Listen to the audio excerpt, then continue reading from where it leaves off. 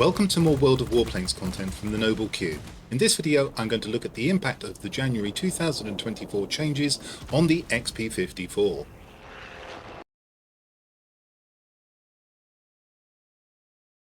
Hello there and welcome to this video on the XP-54, here on the tarmac outside my hangar, resplendent in its new 2024 livery.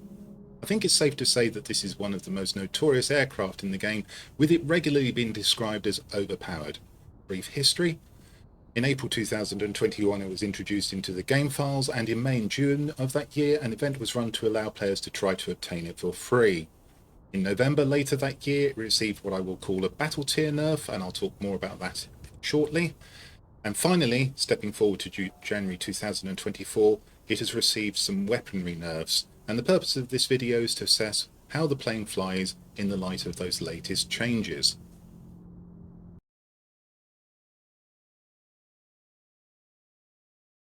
I'll run through the November 2021 and the January 2024 changes, and we'll start with the earlier changes. On the patch notes in November 2021, we had this fairly opaque piece of text. I'll read it out. Changed the chances of getting into Tier 6 or Tier 7 battles for a number of Tier 6 aircraft. And that was it. It didn't say which aircraft, it didn't say how the chances had been changed. A former member of the World of Warplanes team posted on the NA forum this explanation here, and as far as the XP-54 is concerned, we can see that the chances of getting into a Tier 7 battle have increased by 20%. Now, if it was equal chances of getting into Tier 7 or Tier 6 battles previously, 50% in other words, to me the math says that's gone up to 60% for Tier 7 battles. There were some who thought it was additive and meant 70% chance of getting into Tier 7 battles. I don't think that was the case, and I'll explain why later. So if we turn our attention to the January 2024 changes, and the patch notes there said that the XP-54's armament now features similar accuracy and overheating times to those installed on aircraft of the same type and period. And that was it. It didn't specify anything further than that. Fortunately, we have other sources of information, and in this table I can tell you what it means. If we look at the 50 cals or 12.7mm machine guns first, originally we had an enormous auto-aim angle of 5 degrees, and that basically meant that you could wave the XP-54 vaguely in the direction of an enemy aircraft, press the trigger, and these 50 cals would hit the target. No more. We now only have 2 degrees, and this is really tight for machine guns. You are going to have to aim. It's a similar story with the 37mm cannons. Originally we had a generous 3.5 degrees auto-aim angle, which still meant that you could be pretty careless with your aiming. No more. It's now a pretty tight 2.5 degrees. So those of you who are used to flying the XP-54 and not really aiming particularly well, you're going to have to find that you'll need to change your game. As far as the 37mm were concerned, there's also been a nerf to the overheat cooling cycle. It was originally 8 seconds, which was frankly too long. It's gone down by 25% to 6 seconds, and practically I find that this means that you can still knock light fighters, multi-role fighters, low hit point pool heavies out of the sky in one pass, but you can't do it with high hit point pool aircraft any longer, such as ground attackers or bombers, and that means that you're at more risk of taking more damage from their rear gunners. There's also a small wrinkle here. Head-ons are a little bit more difficult because of the aiming nerfs, and it's now possible for a light fighter perhaps to approach you head-on, for you to miss all your shots and for it to get behind you, whereas previously you would probably hit it, and if you didn't destroy it, you'd probably critical its engine and make it no threat. That deals with the nerfs, but the latest patch has brought a bug fix for the XP-54. It's on screen, and it says damage values were adjusted for specialist configurations of the XP-54 and 2 other aircraft. What does this mean? Turns out that the interface for the stock XP-54 showed a DPS of 508, but it was lower for the specialist configuration of the XP-54, and that was an error. I didn't capture the figure before the bug fix was applied, but I believe the DPS was 490. It might have been less. I asked the World of Warplanes team if this was solely an interface bug, but I'm told it wasn't. This error carried over into battles, so you were flying in a specialist XP-54 with less DPS than you should have had, and that has been fixed, and effectively that's a buff that goes some way to counteracting the nerfs. Okay, that's all the changes. Let's go and see how the XP-54 stacks up against its Tier 6 heavy competition. Here we have a spreadsheet showing all of the other tier 6 heavies. If you don't know what's going on here, there's a link to an instructional video in the description below which you can go and watch. What I will draw everybody's attention to is that in every case the aircraft are in stock configuration. If it's available, the ordnance is mounted and the modules are all the top ones. And I suppose the burning question is how do the guns for the XP-54 stack up against the competition? And the answer is, and I'll summarise it this way, if you fly the other heavies at tier 6 and thus presumably have learned to handle their guns, which means above all aim, don't think you're going to notice the nerfs to the accuracy of the guns of the XP-54, and here's why. The auto-aim angle for the 50 cals is 2. If we scroll across to the P-38 Lightning and indeed the ME-410 and so on, keep going, you can see that they are all 2 degrees for guns of rough equivalence to the 50 cals that the XP-54 has. In other words, if you're used to getting those on target, you'll get these on target. As for the auto-aim angle on the 37mm, it's 2.5 degrees, and in most cases that's actually better than the heavy weapons on the heavies. So the moral of the story here is, yes, the accuracy may have been nerfed for the XP-54, but it's still at least as good as, and perhaps even still a little bit better than most of the other heavies in this comparison. And therefore, if you fly those and you can hit with those, you're going to be able to still hit with the XP-54. If, however, you only fly the XP-54 Heavy at tier 6, then you may notice a difference. As I said before, you're not going to be able to just wave your aircraft vaguely in the direction of an enemy aircraft and expect to hit it anymore. The overheat time probably is a little bit more significant. It's on the low side now. The equivalent low figure for the ME-410 on its 30mm cannons is the nearest we've got. We've got 8 seconds here, 10 seconds here, although that's a 20mm cannon on the P-38L, 8 seconds for the rest of the heavy weaponry on the other heavies. Having said that, provided that you know how to manage your cannons and you aren't going to overheat them, it just takes a little bit of adjustment and you'll be fine. One thing to note before I move on to the real factor I think limits these guns is that the shell velocity on both the 50 cals and the 37mm are the same. So here's a nice thing. If an aircraft is banking away from you, you're not likely to miss with one of the weapons groups because all your shells and bullets are going to arrive at the same time. Now, what's that limiting factor? Well, this hasn't been touched by the January 2024 changes. It's the range of the guns. 1,877 feet on the 50 cals and only 1,837 feet on the 37mm. I'm not going to talk about ordnance. I've hidden the figures. Just take it from me. It's worst in class because there is none on the XP-54. It can't do any attacking of ground targets with ordnance. It doesn't carry any, so therefore it's worst in class. Survivability. It's on the low side. And that's surprising because this is the heaviest airframe by far of all of the any of the tier 6 heavies. You would expect therefore it to be robust, but it's not. Rating is 9, hit points of 350, which is fine, even though it's a little bit on the low side.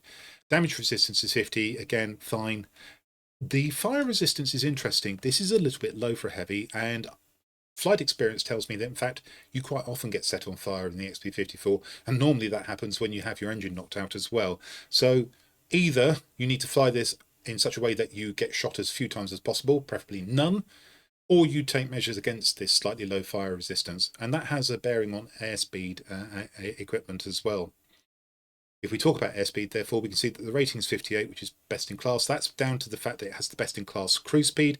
Might encourage you to think about mounting an uprated engine and keep the aircraft flying fast at all times. Not a bad idea, except that you are then definitely going to have to consider the fire risk, because that's going to bring that fire resistance figure of 50 down even further, probably around about 35 or so, and that's awkward.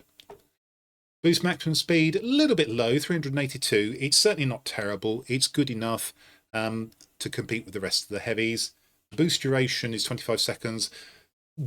Most of the heavies have 25 seconds, a few have 30. The figures are very compressed here, so that's fine as well. And the dive speed is the best in class, along with the lightnings. You might be able to dive away from some of the other heavies. Don't try it with the lightnings, they'll keep up with you.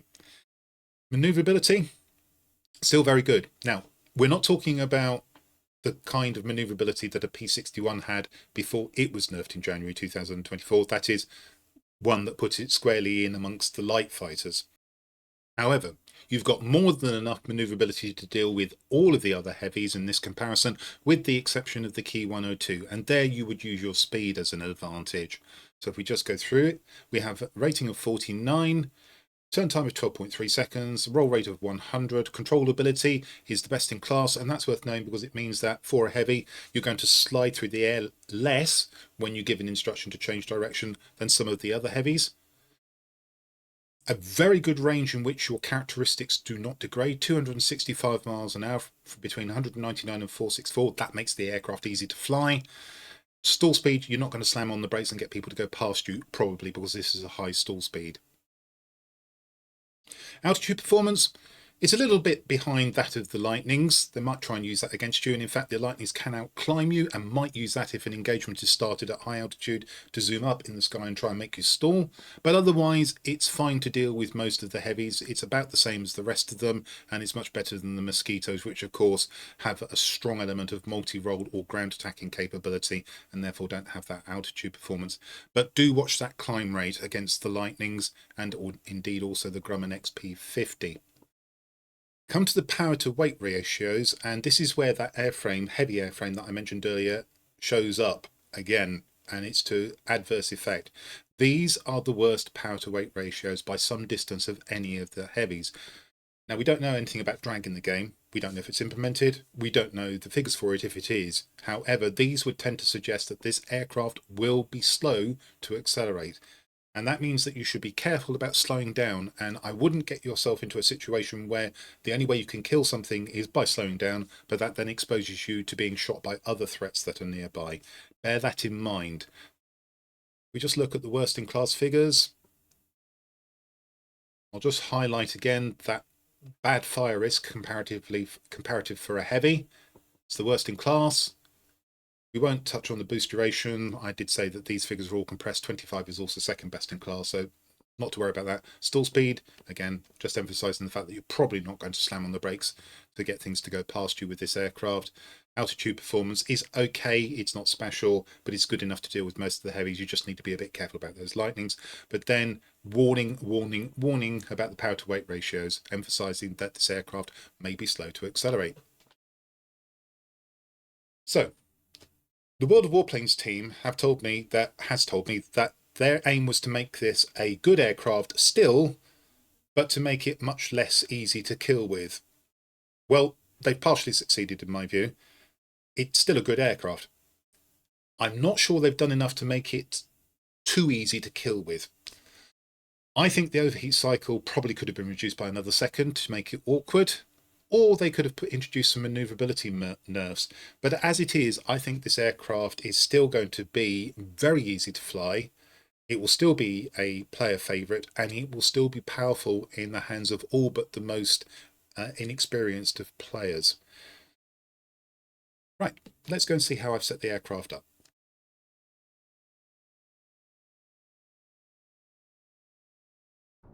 Before we look at options for setting this aircraft up, a word about the camouflage that you can see. If you're watching in February 2024, you will know that this camouflage is currently only available as part of a bundle with the plane itself. However, the World of Warplanes team tells me that they do plan to sell this camouflage separately in the future. So, with that, let's go on to look at those setup options. Let's see how many equipment and consumable slots this aircraft has and their availability when you first acquire it. So popping into service, we can see that there are 4 equipment slots. 1 on the cockpit, notably none on the airframe, 2 on the engine, 1 of which is locked, and 1 on the forward firing weapons. There are 5 consumable slots spread across all of the categories. The engine has 2, 1 of which is initially locked. I've got this aircraft specialised, so let's go and see what I've done with it. Here are my preferred choices for equipment on the XP-54.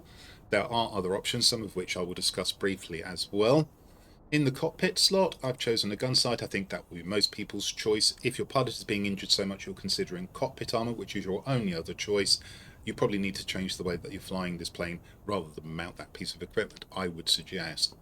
Can't do anything with the airframe, there are no slots, and then you've got decisions to make on the engine. In my case, I've gone for more manoeuvrability with a lightweight power unit, so I'm thinking of combating the Key 102 there, and then I've gone to improve the boost speed, which is goodish, but could be better with the boost mixture injection system.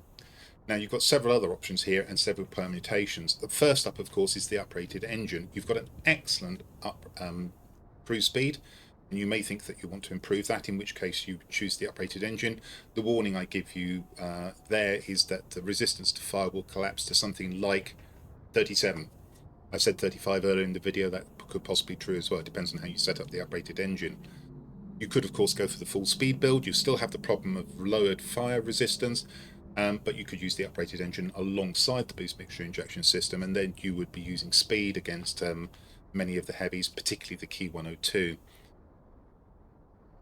There is an argument, I think, because the engine gets knocked out so much, for possibly using engine armor protection, and I'll examine the effects of using that. Not something I've done in the post-build effects section, but that has some interesting features and can improve, for instance, your resistance to fire. So all sorts of good things there.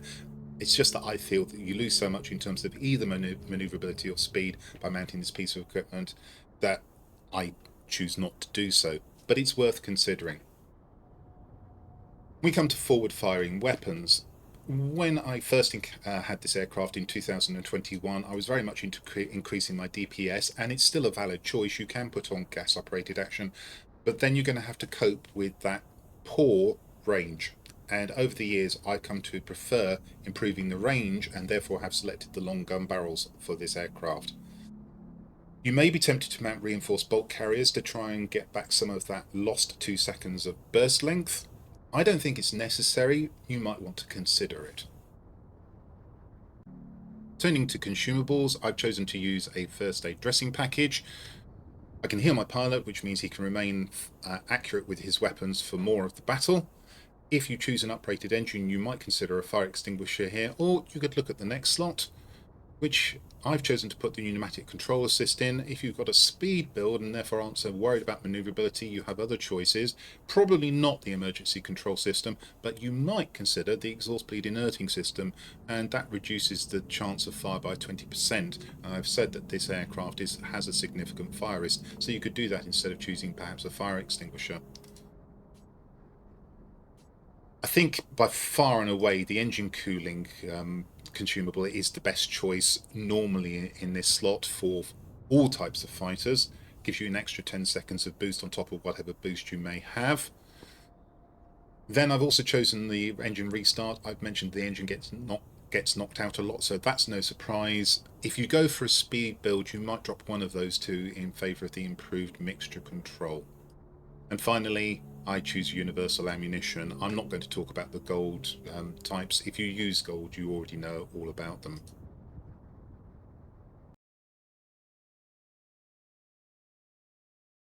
Let's turn to the topic of pilot skills, and of course the XP-54 is a crew trainer because it's a premium aircraft. You can train any American pilot in it, and probably you will. However, if you opt to build a pilot from scratch and dedicate it to the aircraft, then with my equipment setup, this is what I would choose to do. First, I would go for Aerodynamics Expert, follow that with Aerobatics Expert, Engine Guru 1, Marksman 1. I would probably go through Battle Tested, but an alternative choice, particularly if you want to emphasize speed, is Cruise Flight. And when I had a skill point that was free, I'd drop those skills, go for Engine Guru 2, repeat that exercise and go for Marksman 2, then either keep Battle Tested or Cruise Flight, and possibly drop that heading for resilience, or just grind out the 3 points for resilience. If you go for a speed build, the emphasis is slightly different. I'd still go for Aerodynamics Expert first, but then I would build for Engine Guru 1, go through Cruise Flight, get Engine Guru 2, probably head for Cruise Flight again, and then start looking at Marksman 1, Marksman 2. Of course, you might get Marksman 1 before the Cruise Flight if you want to. If you're going for a robust build, then Battle Tested is a skill that needs to feature in your skill set for your pilot. Of course, you can put any American pilot in here, and that includes Elise Clark. Keep an eye on that maneuverability figure, which is 53 in this particular setup, and I put Elise in, and she's highly trained, but of course she has that special maneuver expert skill, and you can see the maneuverability goes up to 60, and that will give you a significant advantage over any Key 102. Let's go and look at post-build effects.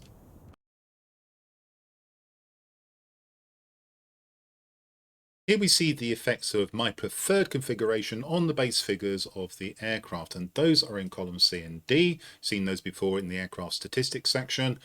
My preferred configuration, the figures resulting from that are in columns E and F. The difference between the two is in column G in absolute terms and in percentage terms in column H. And just as a reminder, the build is a gun sight, and this 478 indicates that it's at ultimate level and fully calibrated. The lightweight power unit similarly, boost mixture injection system also similarly, and long gun barrels also calibrated to the fullest extent and at the ultimate level. And we'll step through some of the highlights here. The guns, they've improved, their rating has improved by 6.3% to 34. You can see there's a DPS improvement of 5%. That's coming from one of the bonus characteristics on piece of the equipment. The thing I was most interested in was the range. You can see I've managed to improve the range by 15%, more than 15% on both these guns. Got a very good improvement in the dispersion angle as well of 31%, and that's given us very good figures indeed. It's worth noting, though, that the gun's burst length have been reduced to something below 21 seconds on the 50 cals and below 5 seconds on the 37mm. I still find that usable. There is a bonus characteristic you could use with that particular setup to offset those a little, so you could get those figures a little bit higher if you wanted to. Down here we can see we've also got an improved chance of criticals and an improved chance of fire. Survivability figures, not much to say here. We've lost a couple of points off the damage resistance. That's it, so let's move on to the text items, and we can see that from the pilot we've got a 25% controllability when damaged improvement. 3 characteristics here coming from the seasonal camo that I was using for this aircraft. Unfortunately, the pilot is more likely to get injured by 17%, and the engine is more likely to get damaged also by 17%. Just got to suck that up if you want a really good maneuverability build. Coming to the airspeed, we have got an improvement, even though that's not the point of this build. You can see that we've got a small increase of 5 miles an hour on the cruise speed. The boost maximum speed has gone up by 32 miles an hour, and that was the point of this build. And that's usable, especially if your opponents have chosen not to go with a boost mixture injection system in their heavies. However, our boost duration has gone down by 15%. If we look at down here, we can see that we've got a solid 18.4% improvement in the acceleration with boost, only 3% with boost, but the engine cooldown rate is up by 15%. Very nice indeed. Now, the main point of this build is trying to get more maneuverability, and we've got a 22%, more than 22% improvement in the rating to 60. The turn time has come down to 10.9 seconds in my calculation, something over 11%. The roll rate is slightly improved, but the yaw rate or yaw maneuverability has gone up by very nearly 23%. Now, you should be using yaw in your turns, and if you are, then that's very useful. Altitude performance, finally, we can see that we've got a very healthy 90 feet per second improvement to very nearly 400 feet per second, and that makes this much more capable of staying with fleeing lightnings that are going up. The pilot, we were using Elise Clark for this particular build, so she has the special maneuver expert, which gives extra maneuverability. On top of that, you have the aerobatics expert and the aerodynamics expert. Engine Guru 1, Marksman 1, but of course the P51D mastery skill is inactive if you use her on the XP-54. Okay, so now we're going to look at a speed build. For this build, we're still using the gun side, but now we have an uprated engine, ultimate level, calibrated to the full, as you can see, the boost mixture injection system, and the long gun barrels. We've got the same improvement on the guns as the previous build, the maneuverability build, because we haven't changed the 2 components that are affecting that, so let's move on very quickly. There are adverse effects on survivability, largely because we're using that uprated engine. The rating's gone down by 1 point to 8. We can see that the damage resistance is gone down from 1 from the base figures, but it's actually up 1 from the maneuverability to 49. But here's the one that you really need to pay attention to. We've lost, it says 12 points of fire resistance here, although that is actually 11. That's a rounding error. It's certainly over 10, between 11 and 12. That's 23%. You can mitigate that a bit by choices of bonus characteristics, but that's getting into the territory where I'm thinking about taking measures against fire on the aircraft. And as I talked about before, there are several things that you can do there. The airspeed is where we'd expect to have a big gain, and we've got 64 as the rating, 10% and more improvement. That cruise speed has gone up by 42 miles an hour, lovely, very nearly 13% improvement, and the boost maximum speed has gone up by 40 miles an hour, over 10% improvement. Again, we've lost some of our boost, however, because we're using that boost mixture injection system, and it's now something over 21 seconds. There is a little gain on the manoeuvrability, not much to talk about. We've got a slight improvement in the turn time, a slight improvement in the rating, therefore. And the altitude performance, now we're up to 404 feet per second when we're climbing, a 98 feet per second improvement. We just look at some of the text items. The guns haven't changed, same as before. The survivability, exactly the same as before, so we won't worry about that. The airspeed, however, we've now got a 19% improvement in acceleration with boost and 19% improvement in acceleration without boost, and we've still got that 15% improvement in the engine cooldown rate. And there's your manoeuvrability. It's not as good as the manoeuvrability build I just showed you. No surprises there, but there is some improvement. This time we're not using Elise Clark in the plane. We're using a pilot that I actually built for the XF90.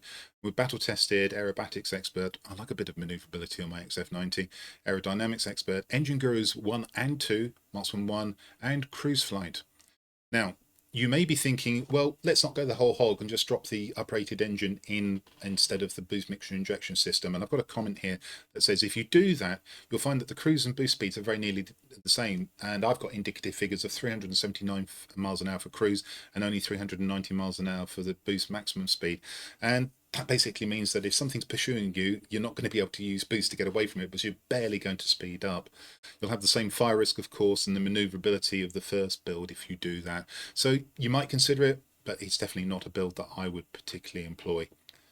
Let's move on and show you a couple of effects of some other equipment. This time we've substituted in engine armor protection for the boost mixture injection system of the first build that I showed you. So gun sight, lightweight power unit, engine armor protection, and long gun barrels.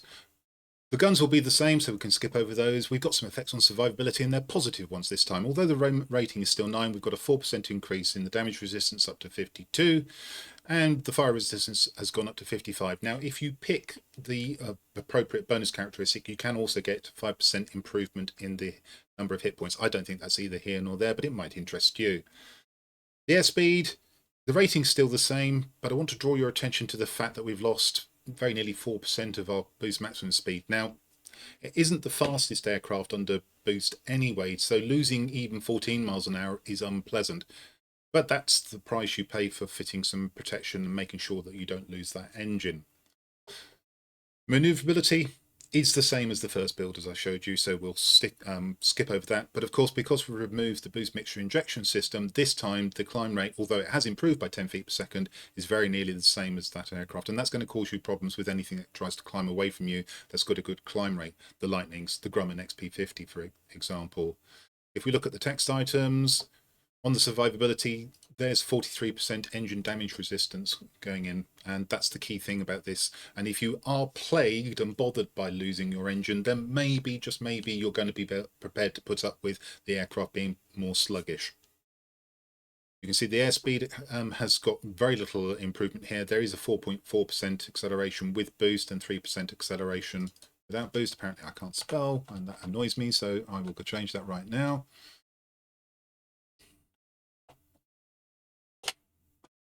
Manoeuvrability, of course, unaffected from the first build, so still very nearly 23%. And again, we were using Elise Clark with all the same skills as that first build. So I'm now going to show you the effects of using gas-operated action. So just to make it clear, what we've done here is we've dropped the long gun barrels and I've substituted in gas-operated action. Again, ultimate level equipment, fully calibrated. The guns have changed. We've now got an very nearly 19% improvement in the rating, up to 38, and that DPS has shot up to 588. The UI will actually say 600, but again, that's rounding error. So if you are a fan of damage, maybe this is what you want to do. But I will draw your attention that you are now saddled with the ranges, the original ranges on the guns, which for me are uncomfortably short. 1,877 feet on the 50 cals, 1,837 feet on the 37 millimeters. We've got some improvements on the dispersion angle. They're not as great as the first build, and we're still losing 17% of our burst length. Survivability, airspeed, maneuverability, and the altitude performance are all as the first build. So if you're absolutely determined to do the most damage you possibly can, you might use the gas-operated action, but it's not my choice. And with that, I think we'll move on to the performance analysis.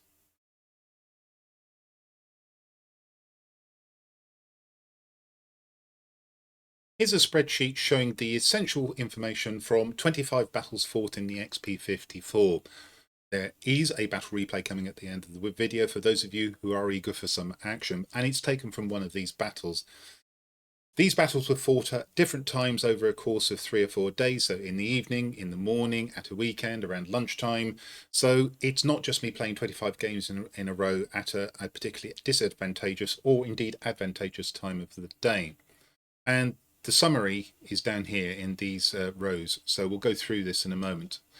I will just draw your attention to the fact that it took me a little while to get used to flying the XP-54, so I started off a bit slowly, but from about here onwards we had a purple patch where we were scoring very heavily indeed as I got used to the aircraft. And bear in mind that after my reviews in November in 2021, I barely played this aircraft because I felt it was overpowered and I didn't think it was right that I should keep on flying it. Let's close this up and we'll look at the summary. The first thing to say is that the win rate is 0.72. Well, that's actually 72%. I've listed it in American football style there. And these battles all took place as solo flying. There were no flights. And had I been in a flight with a good player, I think that would have been something between 80 and 85%. 72% is a good result when you're flying on your own, and you may have very poor teams. We've all had those, haven't we? The average margin of result, these are influence points here, and that's 167. Over the 25 battles, we won by an average of 167 points, which is pretty high. Now, if we go and look at some averages, these are in this row, the maximums are in this row, and the minimums are in this row. Don't always make sense, so let's step through it. Battle tier. Average doesn't really make much sense here, and we know it's going to be a maximum of 7 and a minimum of 6. What is interesting is that I got into a tier 7 battle tier 56% of the time, and a tier 6 battle tier 44% of the time. You may remember earlier in the video I said that I thought that the November 2021 change to the probabilities suggested that the XP-54 would get into tier 7 battles 60% of the time and not 70% of the time. This is the reason why. That's actually slightly less than 60%. We move on to chevrons. We averaged 3.6. Not surprisingly, the highest was 5. The lowest was 1. Didn't have a game without a chevron. But I thought it was worth noting that we got 9 Heroes of the Sky in 25 battles, which is a pretty high percentage. Personal points, we averaged 13,300 or thereabouts, so just below the level of a Winged Legend as an average. Highest, just under 20,000, the lowest 6,345. Rank in my team, averaged 1. You can't be placed 1.3, but we averaged 1.3. Not surprisingly, I was first as a maximum, and I was 4th. I never finished below 4th in my team. Kills averaged 12.5. The highest was 22. The lowest was 5. Damage averaged very nearly 6,100. The highest was 10,700 and a bit. The worst game was 2,380. Capture points averaged 364, with the highest being 680, the worst being 120. Sector captures 1.6 per game. The highest was 4. Didn't capture any sectors in some games. Killing bombers and ground attackers is the part of the class-specific mission of heavies, so I averaged 4.4 of those, a high of 10 in one game and a 0 in, I think it was one game, it might have been just 2 games. And the number of times I died, 1.3 on average, 6 was my worst, and I didn't die at all, and that was in several games. And I think this is a very strong performance. So let's bear that in mind as we go forward into my final thoughts and conclusions about the XP-54 after the January 2024 nerfs.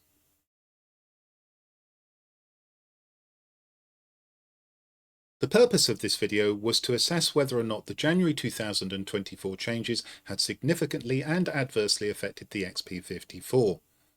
The weaponry has been nerfed, it's less accurate, and you have a shorter burst length. However, the bug fix has acted as a small buff to the weaponry. The World of Warplanes team told me that their goal was to keep the plane as a good one, but to stop it being an easy killing machine. My performance analysis suggests that they've succeeded in 50% of their aims. The plane is still a good one, but it is also still an easy killing machine, and I think it's going to remain a powerful opponent in the skies. Well, I hope you found that helpful, and that if you did, you'll come and see my future content. Stick around, there's a bonus feature in the form of battle replay, but this is where I leave you, so thank you for watching.